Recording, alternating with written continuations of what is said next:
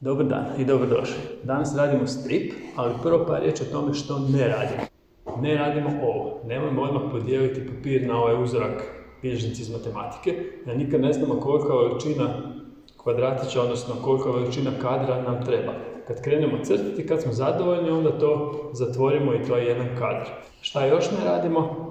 Ne radimo ovo, znači ne pišemo ogroman naslov i ne pišemo kraj. Ne trebamo pisati kraj, ne trebamo raditi naslov. Radit ćemo jednu stranicu stripa, ali malo ljepše od ovoga. Idemo. Kao što sam već rekao, radimo strip i ovaj put krećemo s onim što ne radimo. Radimo jednu stranicu, odnosno jednu tablu stripa i ovo ne radimo jer nismo sigurni nikad koliko će biti kadrova i koliko će biti njihova veličina. Uvijek nam na početku treba malo skiciranja i onda to polako slažemo. Ako se odlučite da želite imati neki naslov, u svakom slučaju ga ne radimo prevelikog i isto vrijedi za natpis kraj. Možete negdje sitno napisati kraj, ali nije nužno i u svakom slučaju ne veliko. Što još ne radimo? Na primjer, krenemo crtati ljude i radimo ove, nazovimo ih paličnjake. Čak i ako krenem s tako jednostavnim prikazom ljudskog lika, čim ga malo podebljam i razradim, on već djeluje bolje. Recimo da smo krenuli crtati. Vidimo da ovakav prikaz ljudi djeluje prejednostavan, ali još jedna greška koja se često desi je da u biti crtamo nekoliko skoro istih kadrova. Ako su kadrovi jako jednostavno izvedeni, kao ovaj, i još se ponavljaju, nastane stranica koja stvarno nije zanimljiva za čitanje. Idemo malo popričati o kadrovima i o tekstu, odnosno o oblačićima. Gledamo primjer. Ovo je jedan kadar. Koristio sam fotografije kao primjer, ali sve funkcionira isto i ako crtamo. Tekst nije upisan u standardni oblačić koji bi nam dao do znanja koji lik što izgovara. Ovakve oblačiće koristimo kao didaskalije, kratke natuknice koje nam dodatno objašnjavaju radnju. Ove lutkice ne glume ljude i tekstualni dio nam daje do znanja da su se oni slučajno sreli na ulici. Kakav je to kadar? Kadar je dio radnje koji smo ograničili nekim okvirom. Vidimo ih cijele i vidimo još dosta pozadine oko njih. Takve kadrove zovemo total. Sljedeći kadar. Sad vidimo jednu lutku i vidimo je puno bliže nego prije. Takav kadar nazivamo bliski plan. Što je s tekstom? Ovakav oblačić nam označava da taj lik nešto misli. Idemo dalje. Vidimo cijelog čovjeka, ali ne onako puno pozadine, to jest okolnog prostora kao u prvom primjeru. Ovakav kadar nazivamo srednji plan.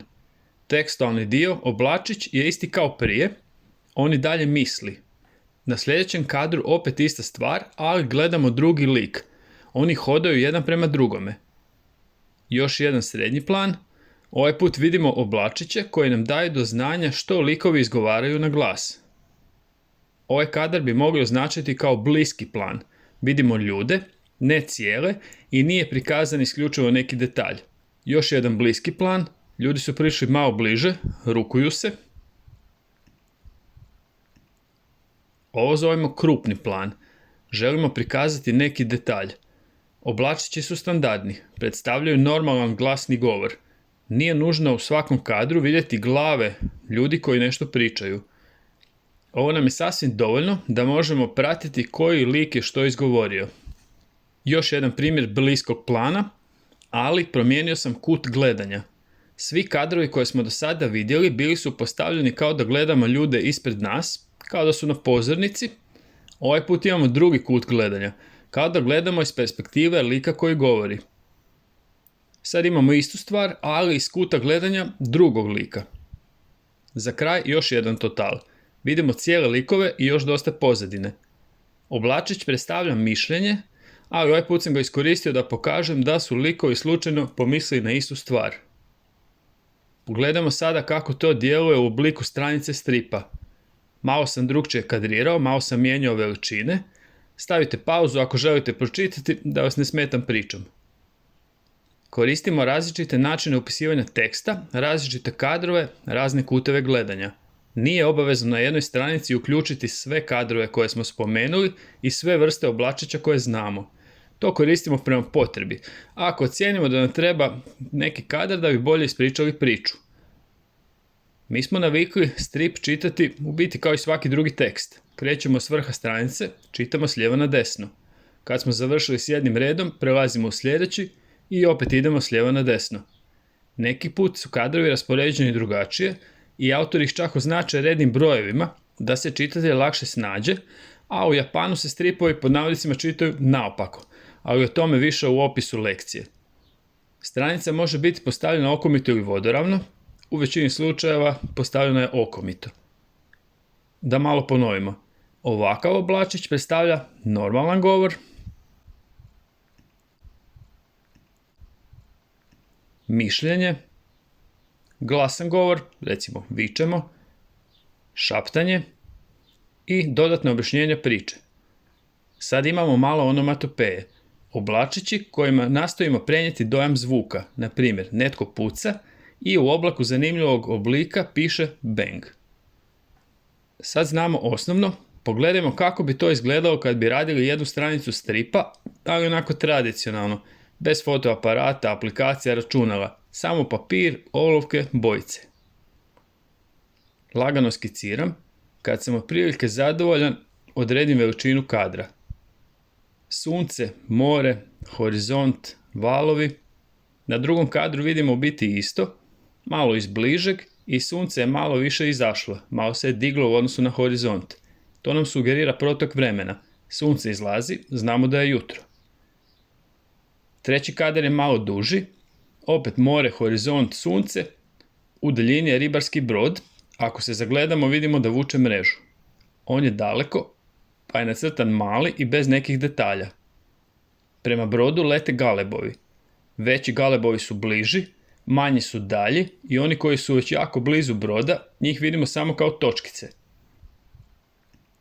Vidimo još malo kopna, to nam daje dojam koliko je daleko brod od obale. Imamo još jedan kadar, njega sam odlučio izvesti još većeg. Vidimo galeba iz blizine, horizont je nisko dolje, sve je nacrtano malo, galebovi su posebno sitni jer su nam jako daleki i zaključujemo da galeb u prednjem planu leti jako visoko. Ovo mi je bila skica olovkom i sad ću ponovo napraviti crtež još jednom, ali na malo debljem papiru i obojit ću sve vodenim bojicama. Možemo vidjeti razliku između rada olovkom i akvarelom. Koristit ću pero, odnosno nalik pero da iscrtam dijelove kadrova koji su nam bliži. Malo više detalja, kao što i u prirodi oko registrira više detalja na stvarima koje su nam bliže. Odabrao sam početni dio, doslovno prvih nekoliko rečenica iz dijela Galeb Jonathan Livingston. Dobra vijest za sve one koji se boje da će im crtanje ljudskih likova uzeti puno vremena, ne mora na svakoj stranici biti ljudski lik. U ovom primjeru nema ljudi. Danas imamo dvije opcije. Jedna bi bila da probamo složiti ovakav fotostrip kao što smo vidjeli na primjeru, za one koji su spretni i rade u računalu ili u nekim aplikacijama. Druga opcija je da jednostavno radimo olovkama i bojicama. U svakom slučaju treba nam zanimljiva priča i ako su nam kadrovi zanimljivi, to će biti poslije još zanimljivije za čitanje. U opisu lekcije nekoliko linkova u stripu općenito i linkovi na zanimljive primjere stripova. Vidjet ćete da nije nužno crtati s jako puno detalja. Za neke stripove bi mogli reći da su crtački malo jednostavnije izvedeni, ali vidimo da jako dobro funkcioniraju i da su u stvari vrlo zabavni za čitanje. Još ću upisati tekst i pročitajmo gotovu stranicu. I kao i uvijek, opustimo se, budemo kreativni, bit će sve ok. Sretno!